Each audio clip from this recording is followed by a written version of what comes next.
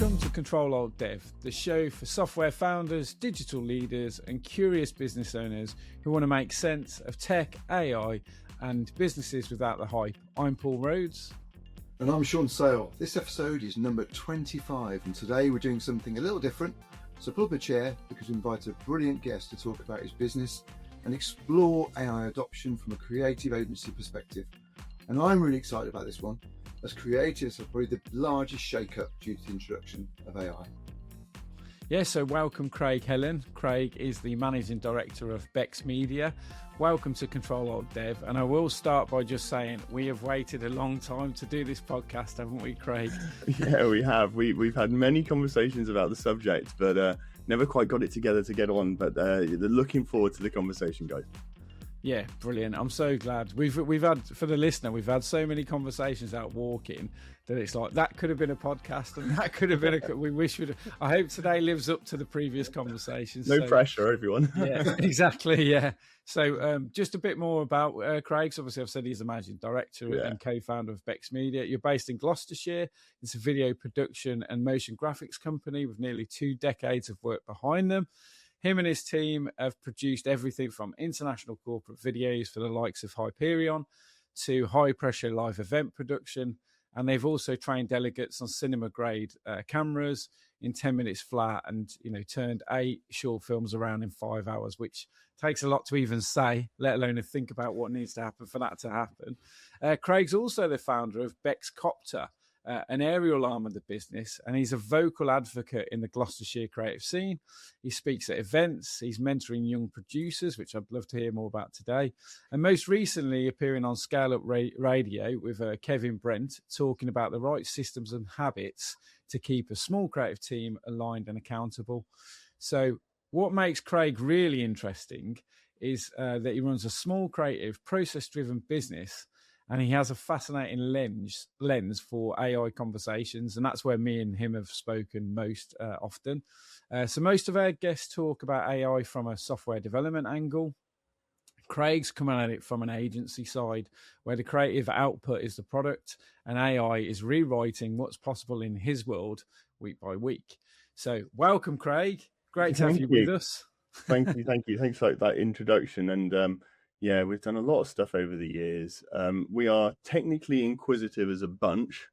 That's definitely where the start comes from. It's my background is engineering light, so I did product design at university. So I never got the right 3 letters after my name, which is which is the Eng bit. Have you got Bachelor of Arts? I got BSc. I got BSc. Oh, I didn't get an Eng. And I will always be a lowly pauper in comparison to those sorts of gods in the world. But we're, because of that technical background, we're built technical first, then creative second. But now we're moving more, and maybe in the last 5 years, a real push behind creative first. But then with all this technical background and grounding, which is a really interesting place to be right now because of all that mixing together in this kind of hodgepodge of change that we're experiencing. So that for me, I think it sets us in a pretty good stead. But my God, do we still have work to do? Well, it's great. It's great to meet you, Craig. And for anyone listening who does not know Bex Media, can you give us a simple version, 60 seconds, of what you do? And Okay, also, yes. I'm interested actually as well. Bex Media, Bex Copter, why the Bex? Yeah, that's a good question. I've often wondered it. We're all geeks on the call, right? So I'll do you a very quick one because this is geeky. Everyone knows what a MAC address is in the room. I'm sure we all do. For the listener, a MAC address is the unique identifier in any network interface chipset. There is a similar thing for Bluetooth. And now in the early days of the business, we started doing stuff with Bluetooth push stuff when it was okay to do that, or it was okay to. I think it was probably okay to do that for about 2 months. 2 minutes. It was a really strong branded founding. But the individual identifier in those chips is called an OBEX ID. Okay.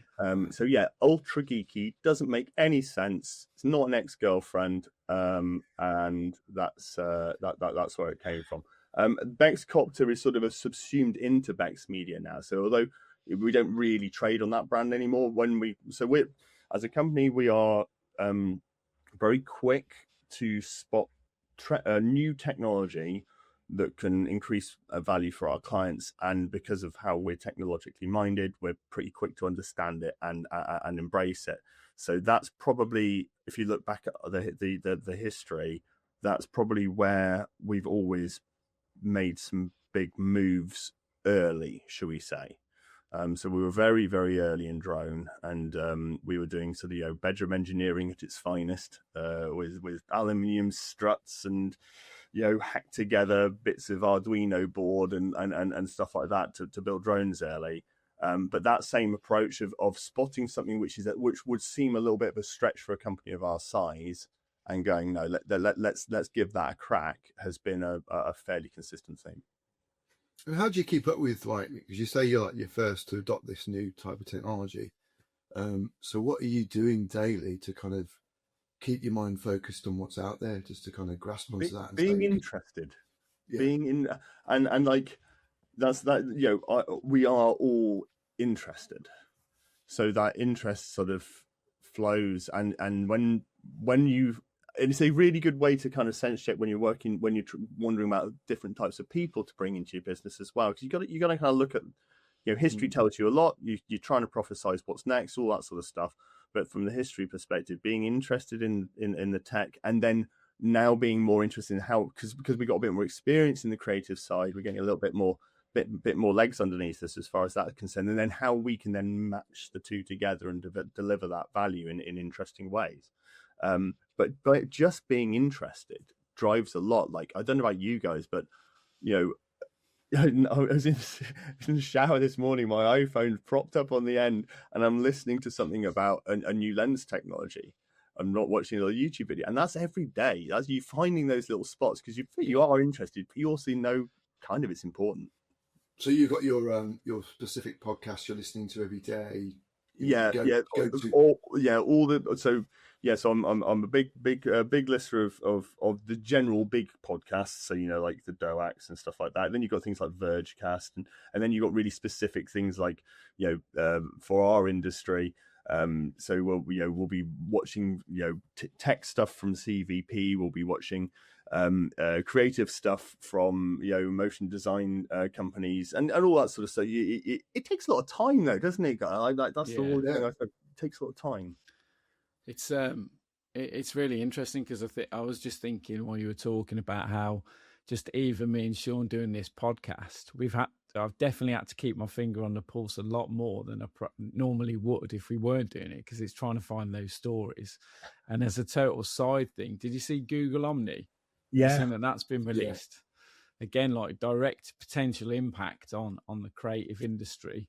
For those who don't know, I mean, how would you describe actually Google Omni as a creative? Because you'll do a far better job than me trying to explain. Well, no, I think Omni's interesting, but I think just the approach of every of the big five or big six, whatever you want to say, of the AI mains, as it were.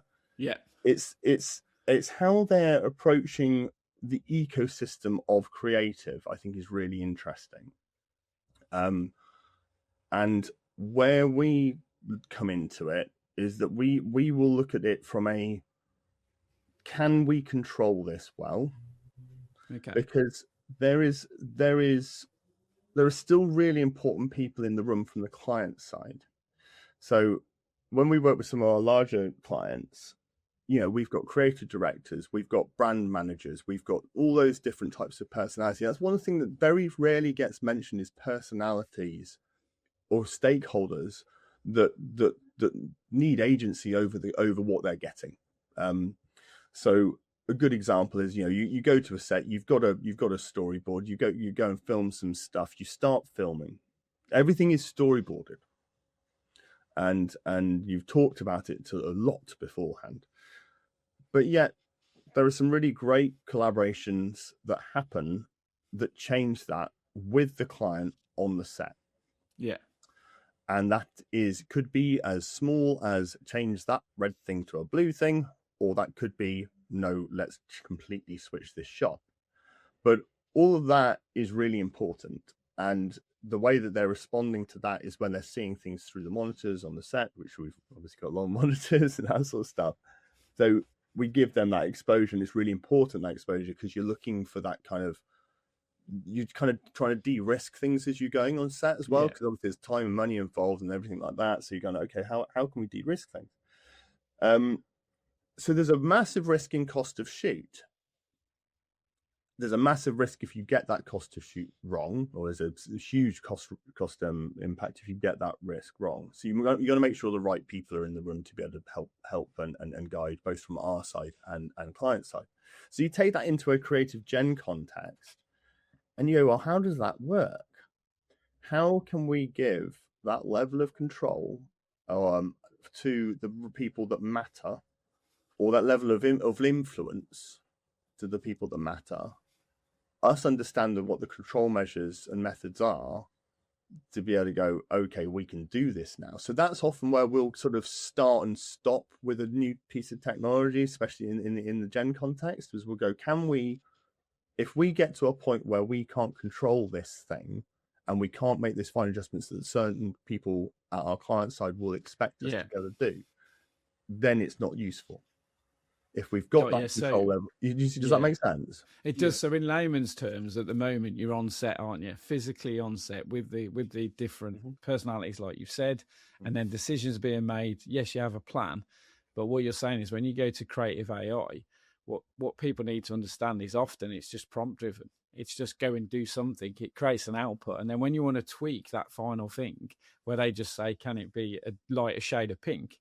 That level of detail will produce a different thing entirely again from the beginning, even though you give it more of a prompt. It won't have version B, won't look anything like version A. So you kind of have to eject it into then more editing tools, I guess. So you can obviously use it. So there are workflows, so we can get into it, but like there are tools out there that are beginning to be able to do that sort of level of granular detail adjustment, but it's still not infancy. It's still not the same as being able to interact physically with something yet.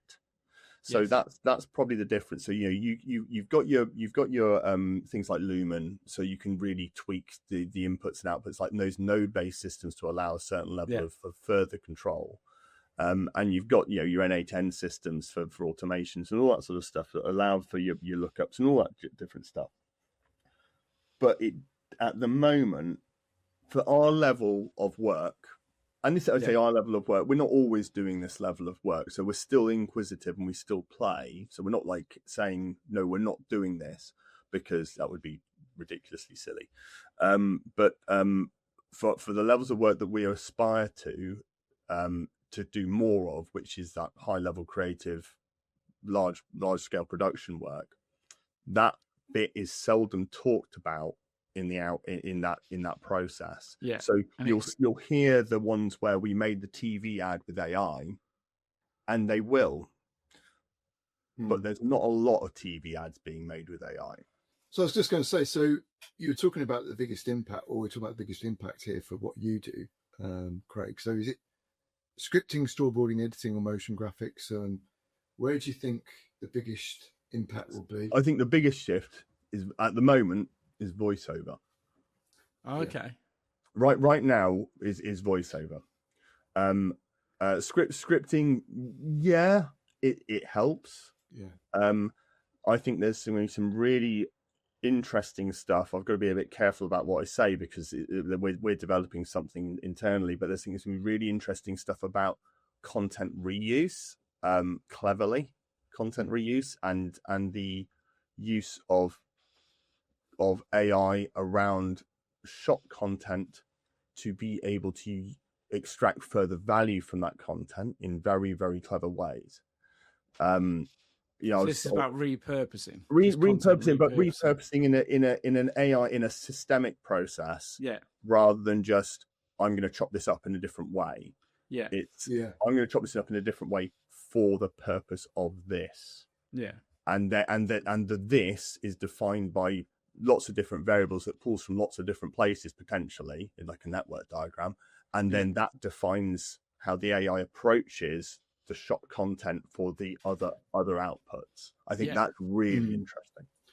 Because as Paul said there, I mean, I've only done some basic sort of like illustrative stuff with AI, and it's sometimes not created what I wanted to create. It's gone a bit crazy, and it's gone and changed the face.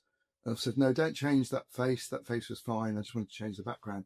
So I suppose in what you're saying is that it's not really there yet because I think it's there for certain situations, and those and the thing you just mentioned there is all about that training, right? So I think I was speaking to you, Paul, about this. Is that I can't remember the reference for this. I'm sure it was probably on a DOAC podcast or something like that. But anyway, someone way cleverer than I am came up with the absolute humdinger. Is that when people have that bad experience with any AI, creative in general or otherwise, they talk to their mates down the pub and go, it's rubbish, isn't it? And then, so the person, the reference that I can't remember, said, if someone who is new to your team came to you with a piece of work that you weren't happy with, would you fire them? What would be your next move? Train them. Exactly. Yeah. So when people have that thing, it's such an easy. That's because people that have experienced it know it. Kind of, we get that, but it's really hard to communicate that sometimes. So when you get people that are really anti the ability or anti their experience, or their experience has coloured that's a really nice way to diffuse the situation sometimes. But that's so. From when you're saying from your point, Sean, is I would be saying you've just not trained it right for that little purpose. You've not quite got the things right. You've not quite got the inputs right. But but it takes time, that right. And if you then don't have the thing to systemize and capture that taking time bit, I think that then gets really frustrating. I think I've written down, just as you were talking, like 3 things that hopefully all segue into what you were saying. So the first one was the closest thing I could, in my head, equate to, we talk about the creative process. Was, have you seen the Netflix documentary, Pepsi Where's My Jet? Have you seen that? Yeah, it's brilliant. And where they shoot it on set, exactly like Craig just said, and then the personalities get involved, and they decide that actually let's just put another 0 on the amount of like Pepsi, whatever it is, tokens you need, and that's the editorial decision. And so they don't think it needs a disclaimer because it's such an obscene number. And then this guy goes off. It's a brilliant doc. It's a really good documentary, but that was the closest thing I was thinking of as you were talking. Like that was my analogy in my head. Is I get that there's people in the room who are looking at it not through the creative but through the marketing, through the business outcome, and what you potentially lose if you just go straight to AI again is the humans in the loop, isn't it? So it's building a process where you maintain input and creativity while still not being on a set. And for some businesses, that ability to have a well produced video, but without the expense of hiring catering and trailers and everything out that goes with on set, there's a middle ground. And I think if you can bring that overall almost like corporate process to that creative gen, then that sounds like a sweet spot, doesn't it? Because what most people will be thinking of is, I'll just go straight to AI and you get your revision, you get three feedback loops and that's it. Whereas what you're saying is, no, there's, through our experience, there's a whole different process of underlying. But there's a halfway house.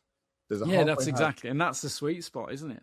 But there's two. So I'll tell you the way that we're considering at the moment. So we aren't doing ultra gen, so we're not producing gen output for clients yet. So that's our position right now. However, everyone wants more value. For less. And that's understood. We all want more value. We want more value from our suppliers. We take the same approach. You can't besmirch that. So you're going, well, how can we give more value? And that's when you look around that product. The product's the product at the moment, but you look around the product and what AI can do to make that product higher quality or more cost effective and speed. And speed, and it's higher efficiency, speed, time's money, Paul, time's money. But that's great. But that's where we're focusing our efforts now, is all around where the AI stuff can increase the stuff around it to give us a better cost for the product without sacrificing some of what we would consider as really important things about that level of adjustability.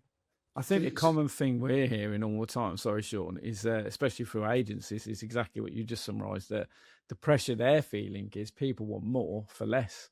So they're getting asked to create more creative versions. They're getting asked to produce output at a faster rate, but the same quality. And yet retainers and things like that are being diminished. Like the marketing spend and stuff isn't, like it's probably a bigger decision now to spend X amounts of tens or hundreds of thousands of pounds on a commercial versus exploring, well, what could we do for like half the budgets and stuff? And that's the assumption, isn't it? And then just really, really quickly segueing back to, I had a conversation with Tim, who's from Resolve IT, Tim Winstanley, on Scale Up. You mentioned Scale Up. I mentioned Scale Up Radio. I was on Scale Up Club with him. And a common thing that came out that you've touched on as well, so it's worth like kind of repeating, is there's definitely this thing of, I think when people start to play with AI in a healthy way and they see its possibilities and they open themselves to the art of the possible, you go to one end of the spectrum, which is, I need to maximize its use. I need to understand it. I need to train it, and I need to get the productivity gains and everything else with it. Equally, there's a set of people who've, exactly like you said, they've tried once and almost like stubbornly reject it now. Like they have no interest in it and they look down on anyone who's using AI. And like you said, it's a massive missed opportunity. But the fear is that, like, some people expect it to be a bubble, like the .com bubble, and it's going to burst. And Tim, the reason I mentioned Tim is he used this phrase of, like, in his experience going into businesses, it's a bloodbath. Like amongst, talk about personalities in one business, you'll have everything across that spectrum of absolutely anti-AI all the way through to the massive advocates of it. And I think culture and team is probably the hardest thing. You need people to adopt it. And that's like one thing that we're coming up against a lot, is how do we help companies to adopt AI if there's massive resistance? And the thing you made me think of again was, did you guys see the Google talk? Schmidt, he did it was a bit like a graduation address. It made the news because, and it was surprising because what they were talking about on this one thing was how actually the new entrants into the workforce, you would expect, are very, very pro AI, but what a lot of these businesses are finding is they're anti AI. And it's kind of, well, hang on, you've grew up with this technology, or it's a big part of what the new workspace is. Anyway, this Google boss didn't address, I'll get it wrong, let's say it was Harvard or MIT, and literally got booed off stage. And the minute he mentioned AI, he got booed off. I think he had to get off stage because he was talking to loads of graduates who were going into the workplace, talking about opportunity. The whole address is supposed to be opportunity, what's ahead. And then it's literally like the moment he mentions AI, it turns nasty in the crowd. And it's a really interesting thing to me because I understand it because everybody's in fear. Yeah. But also I don't understand it as much from that generation. And that's my problem. Harvard and MIT, come on. Yeah. I mean, I've probably misquoted it, so I will need to. Okay. Yeah. Fair enough. But it was definitely. It was your local comprehensive, wasn't it, Paul? It was Redditch College. No, it wasn't. It was definitely a big university in America. Yeah. The end of year address. The CEO of Google, or ex-CEO, Schmidt, founder, and he mentions AI, and the audience turn. And I'm pretty certain he had to kind of. I think that probably comes from what they're seeing and experiencing in their relationships, right? So the junior roles is hugely disrupted. Yes, hugely disrupted. Yeah, and so there's these commercial pressures that the business owner or the people who are incentivized commercially will experience. And so you're constantly, AI or not, you're constantly looking for answers. So this is part of the answer now, a big part of the answer, I think. And so the world then shifts, and there's obviously these bigger the philosophical questions about AI and the right and the wrong and everything like that. But we are small business owners. Yeah. So what are we doing? Because I don't know about you chaps, but ideally would love them to regulate the hell out of this.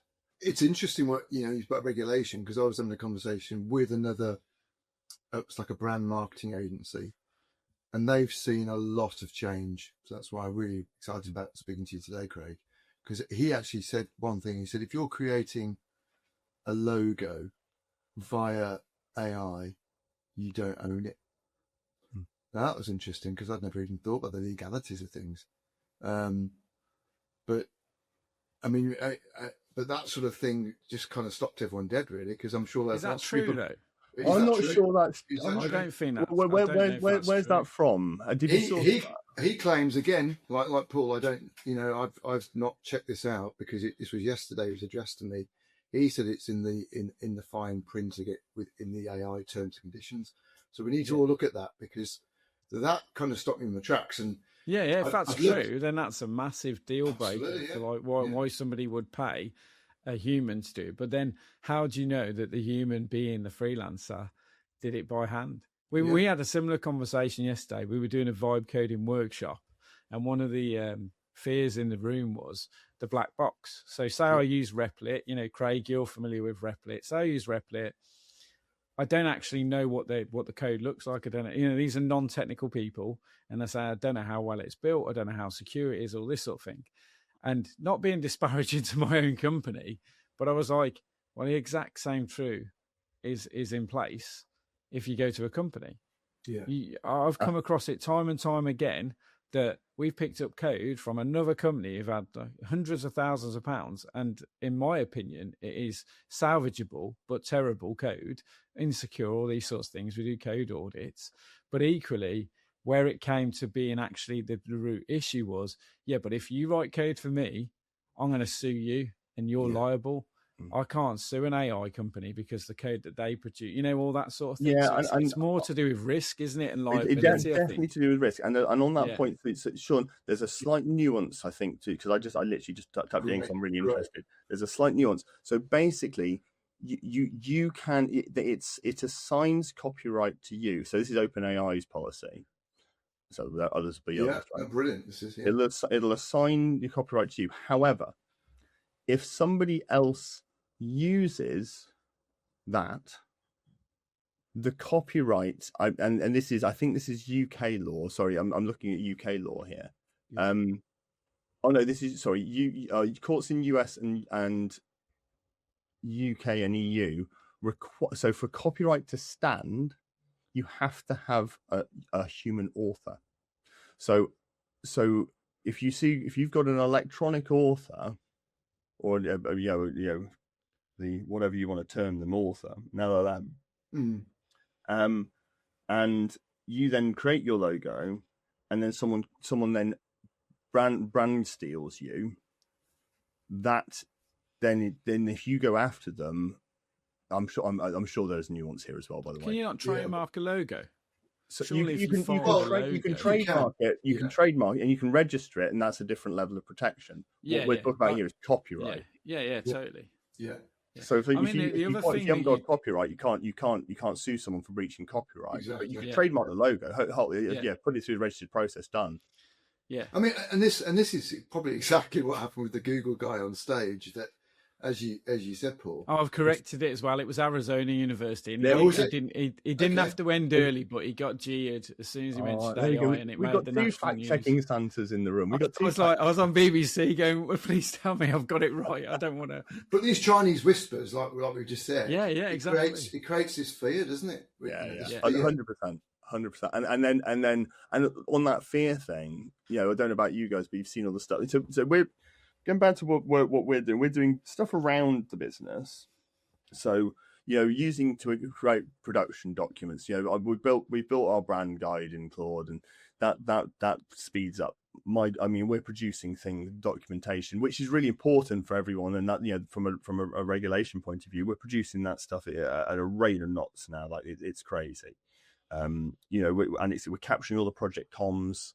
We're obviously making sure that we're not sharing things, and as in from a training perspective, everybody turn those switches off, don't we? But the rate of knots that we're being able to do things, because we're capturing everything, is the data in that defines the data out a lot of the time. So I did a call sheet, which had all of the information on it, and it did it from maybe a few conversations and documents, not very, and it's perfect. It's better than what I would do. It's better than what I'd give myself an hour to do about it. So like that, obviously we've all experienced that, but like it's the stuff around our core function that I'm really excited by, and also the stuff that we can build to add additional value to the clients to make ourselves stand out. Yeah. So some of that value we can shout about, and some of the value we can be very quiet about. What I can't tell you the ones I want to shout about because we're building them at the moment, and they're a bit secretive. So you mentioned just quickly because you started off about saying voiceovers was something. Oh, sorry, yeah. Let's because that was fun because that was really interesting because you sort of said scripting, and the camera work, but the voiceover stuff. So voiceover is interesting. And again, it's one of those ones where the brakes are off as far as lots of people are concerned. But there are some caveats. So we've put an AI voiceover policy together because of these caveats, because it could run out of control. So firstly, I love working with people. And we've got some fantastic voiceover artists that we've worked with for many years. And I'm hearing them retraining, right? They kind of know, and that's really sad in some ways. But again, it's the cart horse industry versus Ford, and they will all be fine because they're wonderful people and they're very, very, very talented in other areas. So they will be fine. But I mean, this is a lesson for all of us, right? But the AI voiceover is so value driven. We had a client come into an edit. We had shot a bunch of materials, and we shot this a little bit backward in some ways because the client didn't quite have the messaging together. We kind of knew vaguely what we were going to talk about. We didn't quite have. We shot a load of material. It's not usually our approach. We'd usually shoot towards a script, but they wanted us to do it, and we trusted that we had enough ability whilst we were there to make some good decisions. So we shot a bunch of material into the edit. So we booked the edit day.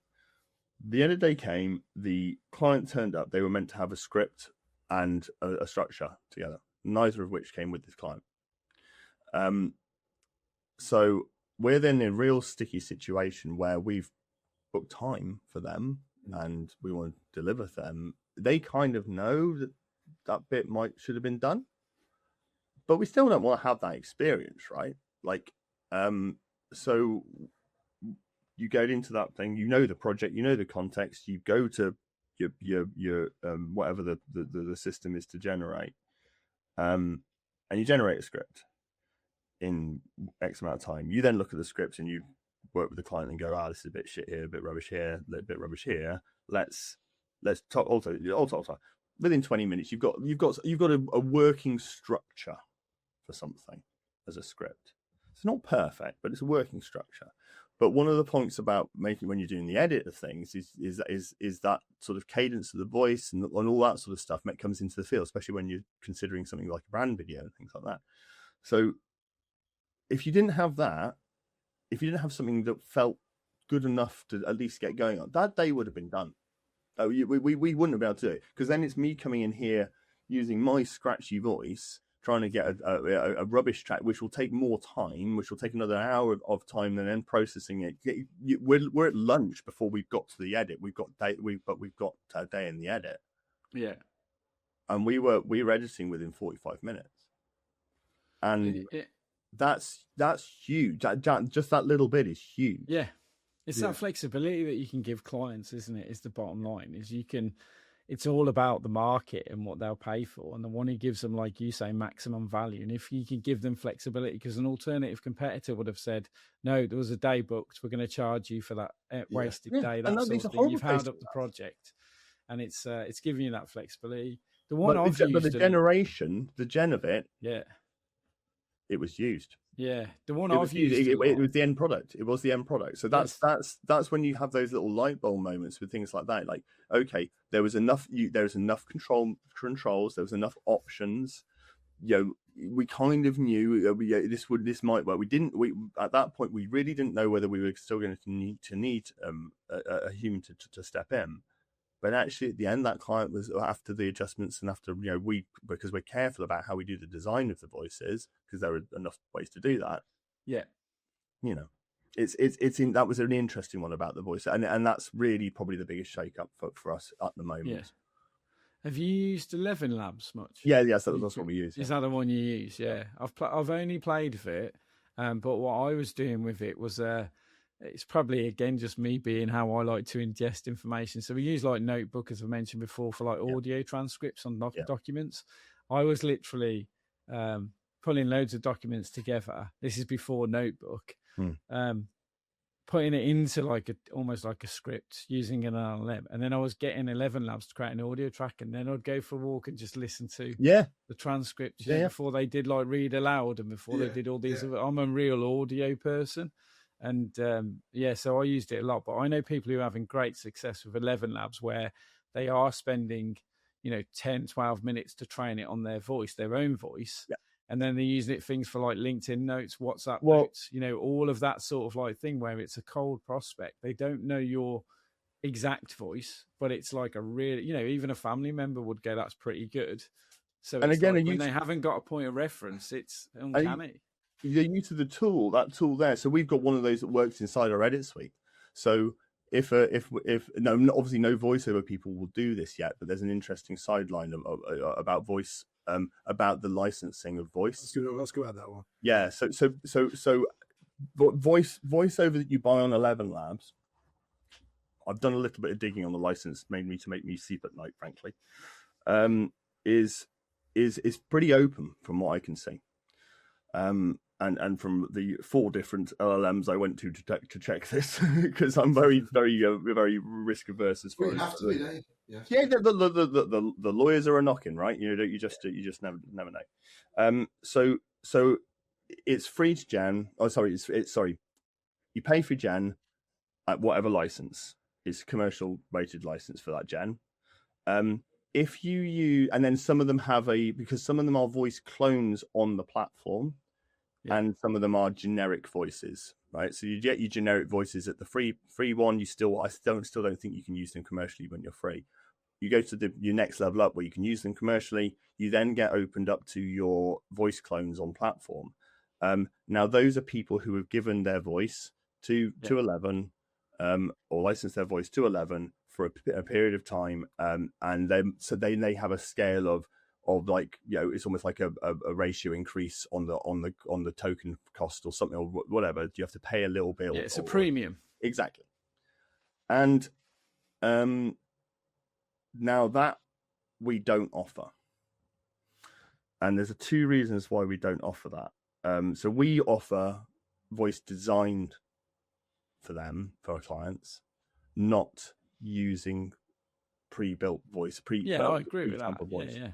Because the pre-sampled voices, there's 2 parts to this. One is those pre-sampled voices can be used by anybody. So it's that one where you're using. It's the same as the stock analogy in photos. Oh yes, Pepsi's use the same stock photo as Coke. So there's a bit of that, lower risk-ish, but if it's a big brand video, and there's a bit of a risk there.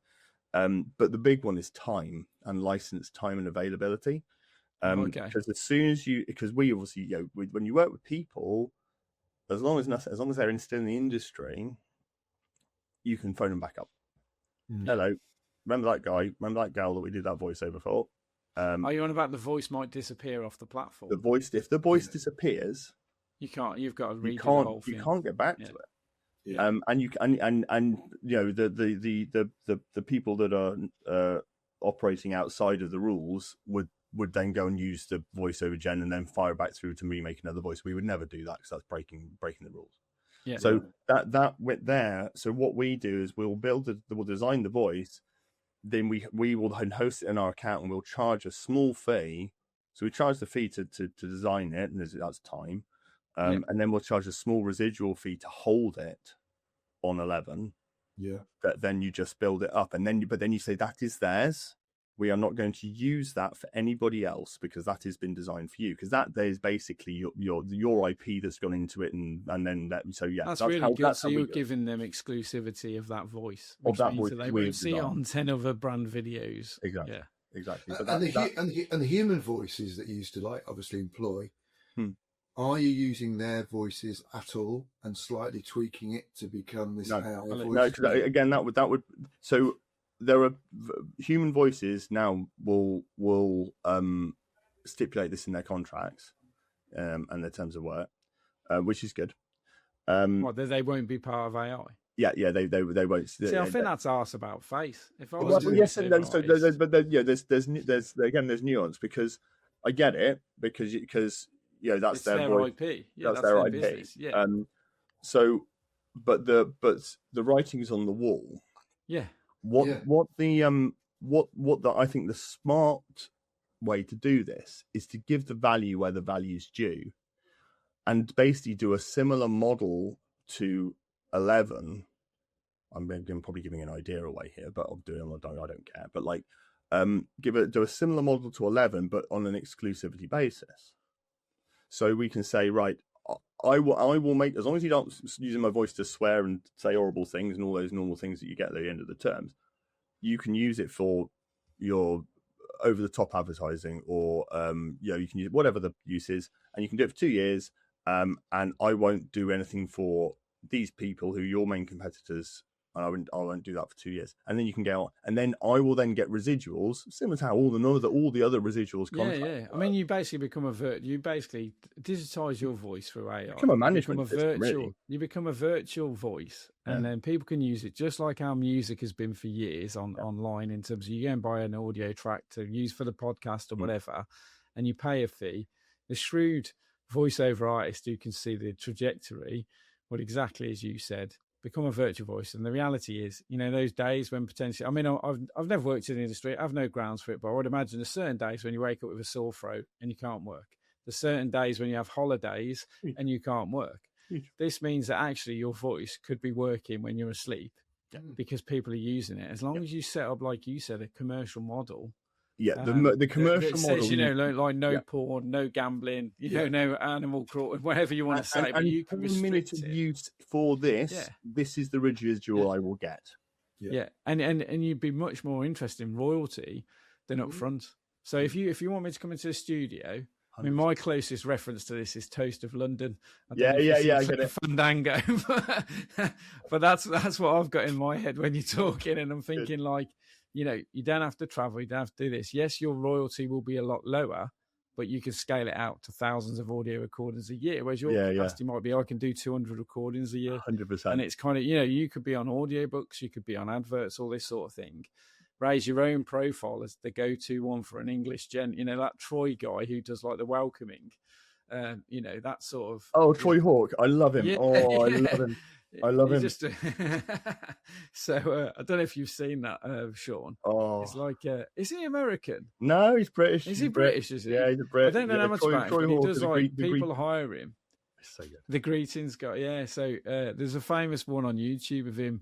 The Man City players turn up for pre-season training about 2 seasons ago, and he's just stood there and he basically gives people compliments in a very posh, gentlemanly accent, and he's fast as well. He's quick-witted, and he catches people off guard. And the comedy's in like their reaction to what he's saying, and I won't spoil it. It's worth no. But he's got the most amazing purple smoking jacket that he wears, and that will get the attention. Like he's incredible.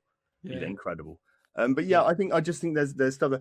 But the thing for me really around voiceovers there. That's how we kind of got that at the moment. But I still would prefer to work with on special high end projects. Work with people, and still see that. But I still think people need to be realised the value of that. And if there's ways to do that, I would be very surprised if platforms aren't being made right now to do that. But the stuff around the business, the AI around what we're doing, and I do want to touch on lean, because one of the problems that you were talking about change earlier, I think, Sean, where you were saying about the how are you managing change in an organization? I just got into that. I was like, I didn't know that a skill had been made, and that skill is gonna, and it's like, oh my goodness, these communications around constant improvement, and then how you manage that improvement and know that improvement's existing, all that sort of stuff. And that's where you kind of look to. I think I've been thinking and embracing lean method as a method for the whole business generally for the last 2-3 years. And I think in our industry, again, you're looking for that thing that, could this make us different, better, whatever. So explain for the listeners, lean, then. So and I will butcher the hell out of this, because I am not a lean. I am but a lowly first-year student. But it's broadly, it's a method of culture, of improvement, of value, of delight the customer, but it's the frameworks and the practices within that which allow you to manage that wonderful big thought, right? So, you look at the things like waste in your business. So there's 8 wastes. I won't remember them all, but like transport, over processing, underutilization of talent, all this different stuff. Anyways, but all of this came from, a large chunk of this came from Toyota. And they made the Hilux. Remember that, gentlemen. So it came from Toyota, TMS, Toyota Manufacturing System. I had seen it through the manufacturing and the program science stuff I did at uni. I could never connect it to what we do here. Then through another podcast by a guy called Ryan Keenley, I think, called a podcast called Lean Made Simple, which is a wonderful podcast. That was when I had the penny drop moment. So that was a couple of years back. But when you're looking in this world of change and improvement, or perceived improvement, having a framework to pin that to is very, very helpful, I think, because otherwise you're getting people running away with things, and not in a bad way. Their motive might be really, really great, but the ability that they now have outstrips their experience outside of their role. And then they start doing things, you're like, there needs to be a few guardrails, and having a framework that you can pin it to and a method, I think, is really important. Lean isn't just the framework and method, it's the culture, it's everything around that. It's Kaizen, continuous improvement, all that stuff, which is amazing. And like, go and look at it if you haven't looked at it, because it's not just for production lines. It can be for everyone. I change things in my house now due to lean practice, and I put a shelf in underneath a bin because that's where it makes sense to have the bin liners and all that sort of little things like that. You can apply to anything and anyone in a good way. But it's a framework that, in the world of AI, where you can change things quickly, it gives a little bit of guidance to that change, especially in a small company. And I think that's it. In the larger companies, you'll have your change teams, your stuff like that, and they're all working bally hard at the moment, no doubt. But in small business, you want to give the right tools to people. Again, from that, you don't want to underutilize their talent and their thoughts and their good stuff. But a framework really helps, I think, and that for me has been a big thing. A quick kind of, I guess, relating it to both tech and another one is so lean startup is obviously massive in tech with Eric Ries and like Steve Blank and stuff.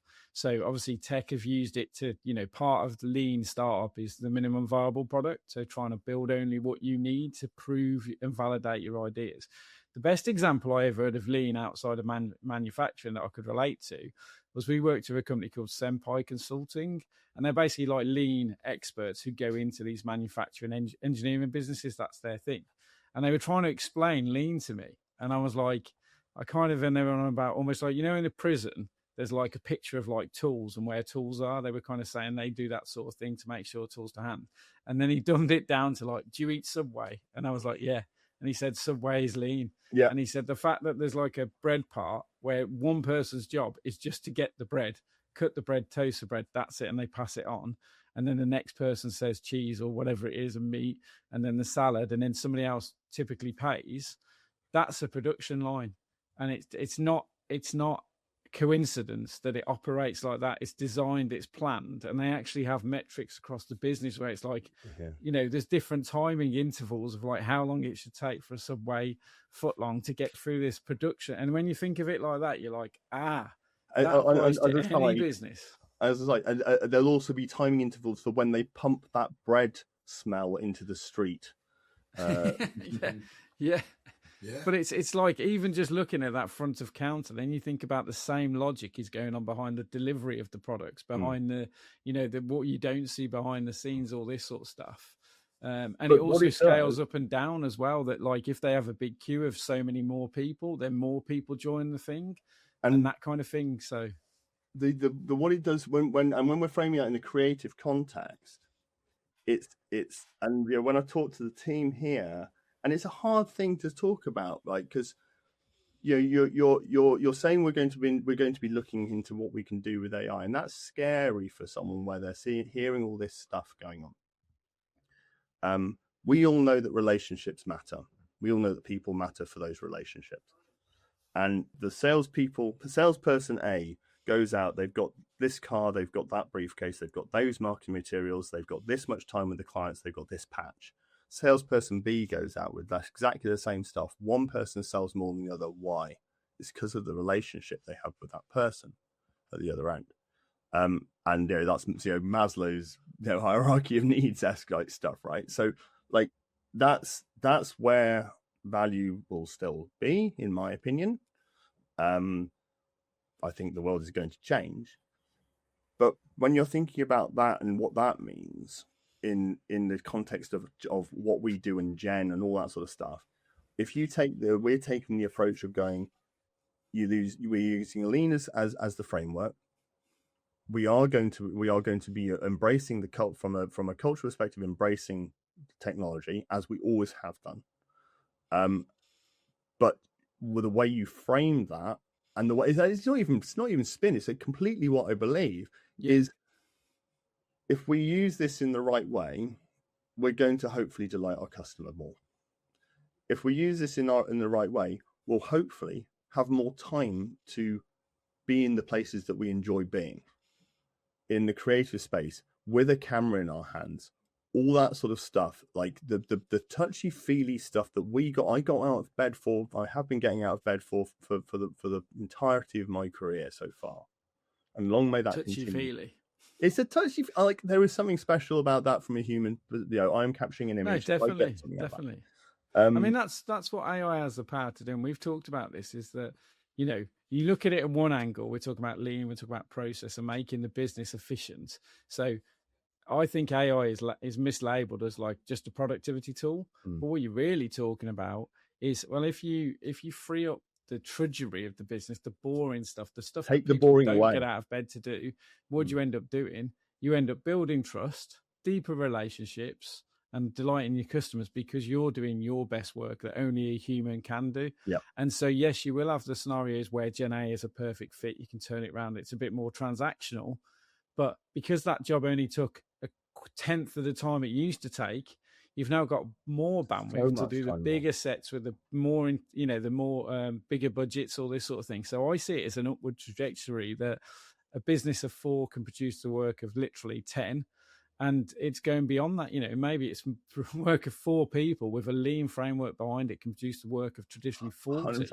100%. So it's like a 10x. When people talk about 10x in their businesses, I think what you've done, which is really intelligent, is anchor it in a well-established framework. And I think sometimes people want all the AI tools and the flashy stuff, and there's no culture and there's no framework, there's no management underneath it to say, yeah, but what does it actually look like? How are we going to adopt it? How are we going to innovate? And how are we going to stay ahead? And instead, it's just, oh, we should subscribe to that. And they think a subscription is the solution.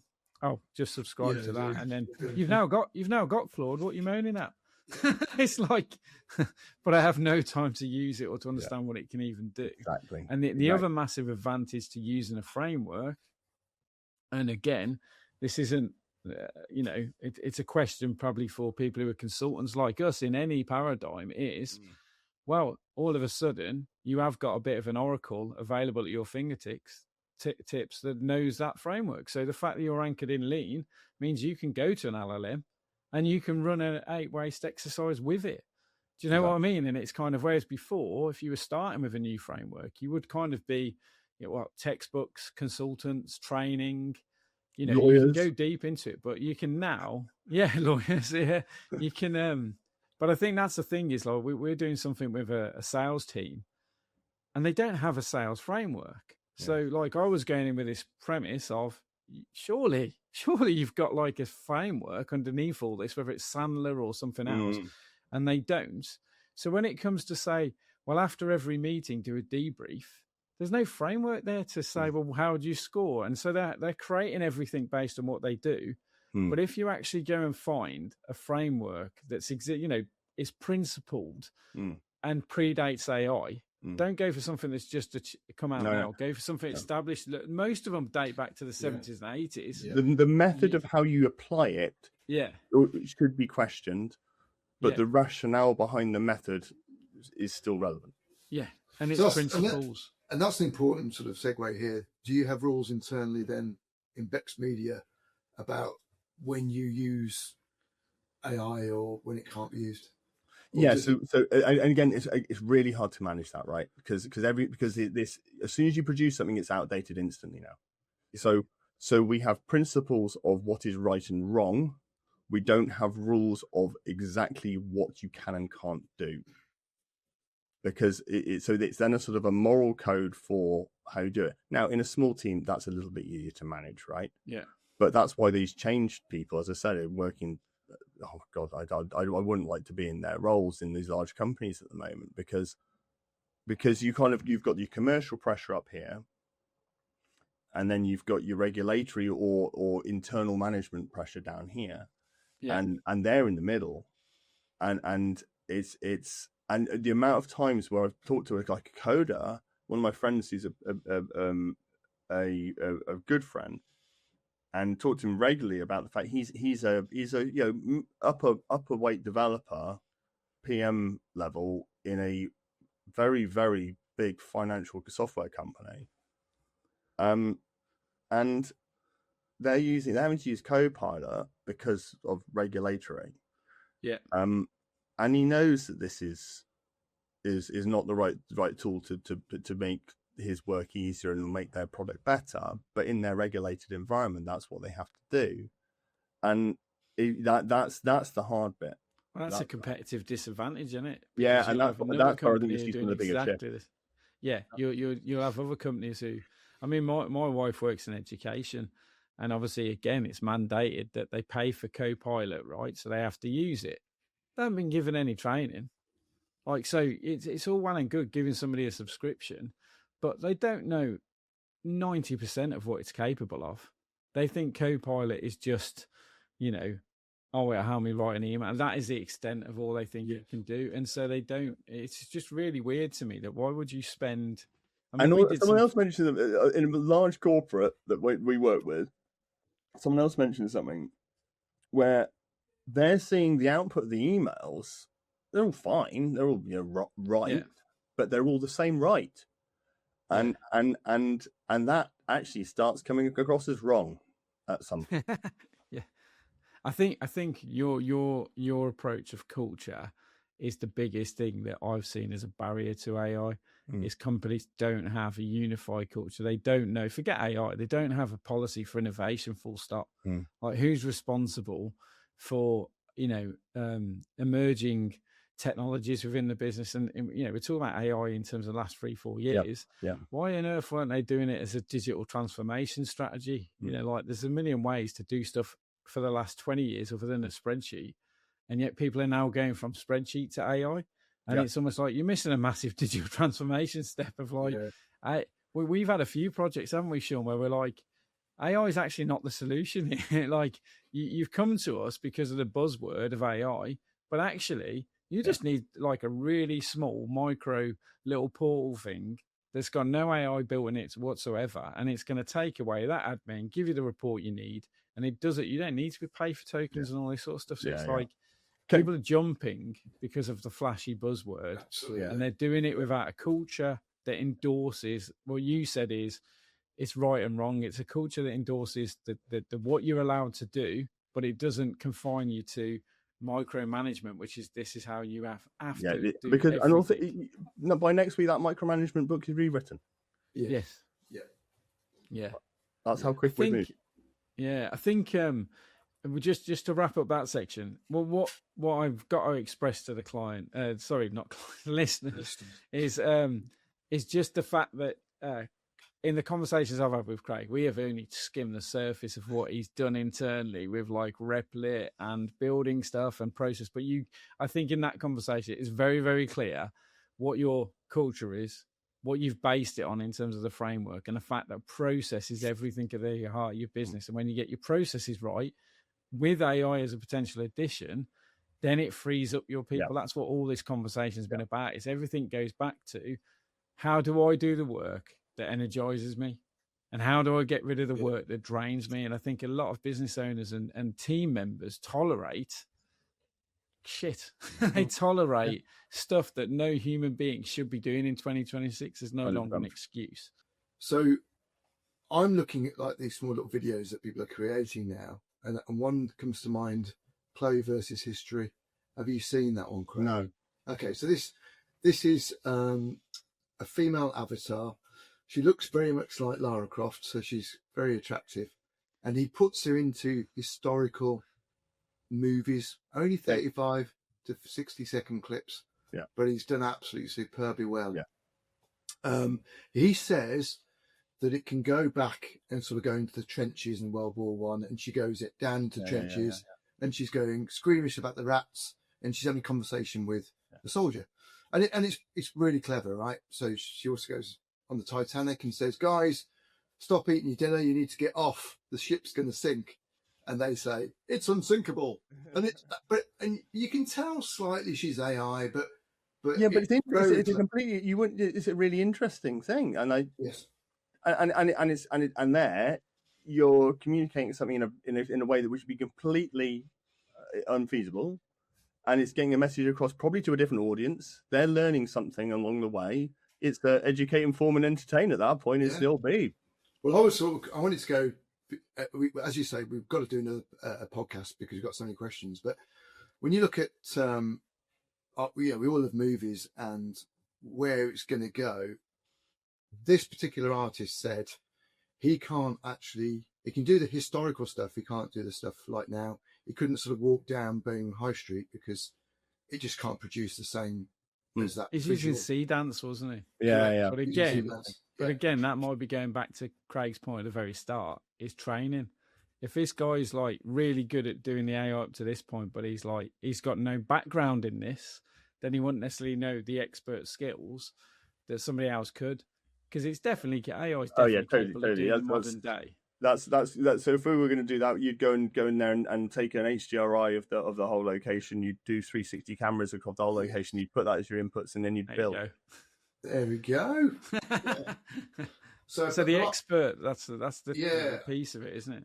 I mean, look, we've got loads of questions, haven't we? But we need to really kind of close out. So I think we've definitely, Craig, got to get you back.